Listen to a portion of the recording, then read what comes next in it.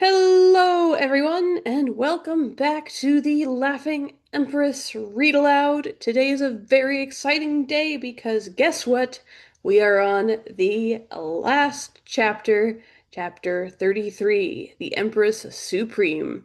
If you somehow found the last chapter before you found the first chapter, I've linked to the playlist in the description, so you can go ahead and start from the beginning and not be totally confused. In the meantime, let's dive right in. So, are you like the queen now, or what? Zoe asked. Philothea was sitting in her father's hall eating a breakfast large enough to feed a small village. It consisted of eggs and toast and bacon and lots of grapes. Some of these grapes were, to Zoe's amusement, yellow. Incidentally, Polly looked at least 3 sizes fatter than the day before. The battle had stretched her body, mind, and the powers to the limit. She didn't think any amount of food would ever fill her up again. Raven was sitting next to Zoe, stroking Faye's feathers. Philothea shook her head aggressively. No, my mother is the queen. That's right, Raven agreed. Philothea is the Empress Supreme. Well, I'm still older, Zoe remarked. Philothea glared at them and, despite her annoyance, giggled. I should probably write to my dad, Zoe commented, and tell him I'm alive and stuff. My parents already sent a message to Keeper Ruth, Philothea said. I'm sure she'll tell your dad we're all right. She felt a lump in her throat thinking of the last time she saw the keepers who raised her.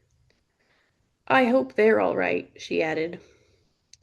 They're fine, Zoe remarked. Keeper Ruth is indestructible.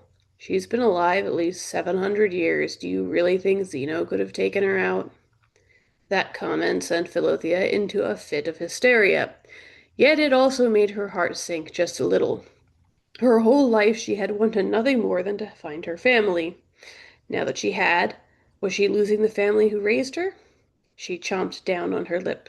No, she was not.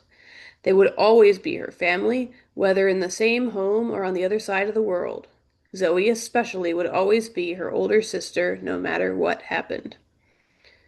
Zoe, Philothea said, you know, if you want, maybe we can send your dad for your dad and you can both live here.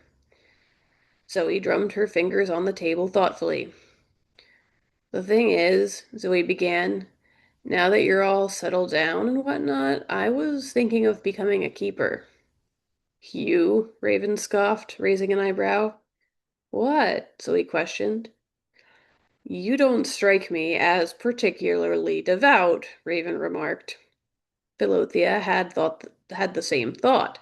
Yes, Zoe lived with the keepers all her life, but she'd always been a sort of stoic rebel. Zoe answered Raven with a shrug. It's fine. They can always kick me out if I don't meet their piety requirements or whatever. And then what? Raven pressed. I'll move in with you, Zoe answered. Raven leaned back, lit her pipe, and replied, I will stab you in the face. Philothea detected a hint of amusement in Zoe's eyes. You know, Raven, Philothea said, I still have a lot to learn, and I was hoping that maybe you could stay here and teach me.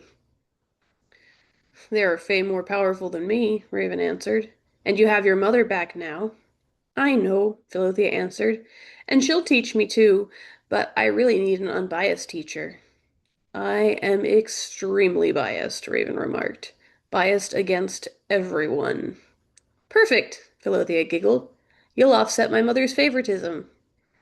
Raven smirked and stuck her tongue in her cheek as she considered the offer.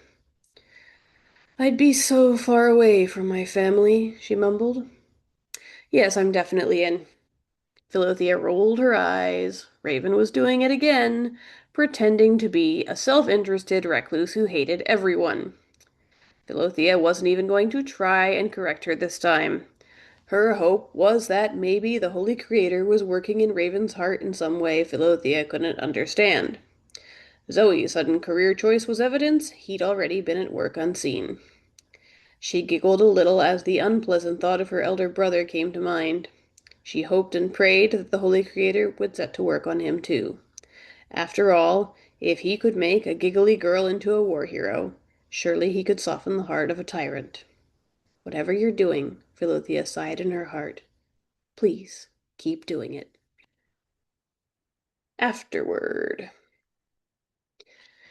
Polly and Fay did indeed get married, and soon thereafter Fay laid 3 eggs. The first chick grew up into a slightly smaller version of its mother. This, of course, was the world's very first crow. Their second child was closer to Polly's size, but had a yellow ring around each beady black eye. When it wasn't mimicking human speech, it made a sound like a rubber duck. This, of course, was the world's very first jackdaw. The last chick favored his father, but had a longer tail and no stars. This was the world's very first grackle. So, thanks to the union of Polly and Fay, the world was filled with all kinds of black feathery vermin. They multiplied and spread to every corner of the globe. Farmers loathed them, and no picnicker was ever free from their watchful eyes. Polly was a very good father, and he wrote many songs to teach his children essential life skills. One of his favorites went like this.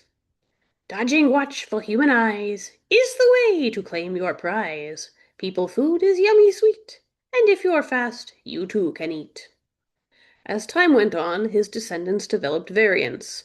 Today, the most common version goes something like this. Dodging watchful human eyes is the way to steal their fries. Grab them off the asphalt, yum! Devour every tasty crumb. That's it. We have finished the book. Hooray! Thank you so much for sticking with me this long. I so appreciate you listening, and for those of you who supported and sponsored the book, thank you so much for doing that. I really appreciate it, and it helps me bring more free ebooks to the internet. If you want to know what's happening next, go ahead and you can follow my Substack where I send out my newsletter, or check out my work on katiesfables.com. Thanks again for coming, and I'll see ya in the next book.